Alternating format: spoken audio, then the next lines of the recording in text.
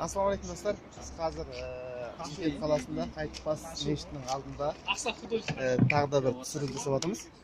Бұл жерде бізде Бауыржан деген жігіт. Бауыржан бұл оператордың көмекшісі, бас оператордың. Бауыржан, қазір сіздер не істеп жатсыздар? Бізге слайдер қойып жатыр. Ол слайдердің жұмысы не ол? Қалай сіздер не істейді? Бұл құлағына түсірген яғынан қазір көбі шағылысымен мешіттің не деп айтса болады, арқа дейді ғой, сол арқадан көбі шағылысын түсіреді. Сонда мынау слайдер деп аталады, бірақ негізі кадрдағы плавный камераның жүргенін түсіретін нәрсе. Көрермендерге түсінікті болу үшін қазір мына нәрсе слайдер деп аталады екен. Ана үстіндегі доңғалақтың не деп аталады?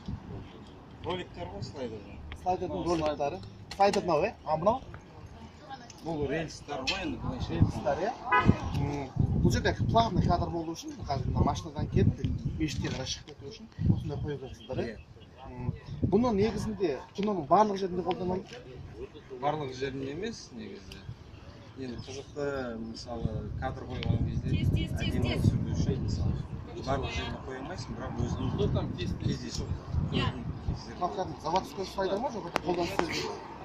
Қолдан істелген шығар. Әртүрлі түрлер.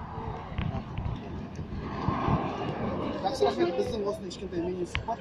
Сіздермен бірге болған Бауыржан деген оператордың, бас оператор, қоюшы оператордың көмекшісі, шудың жігіті, бойдағы жігіт, келесте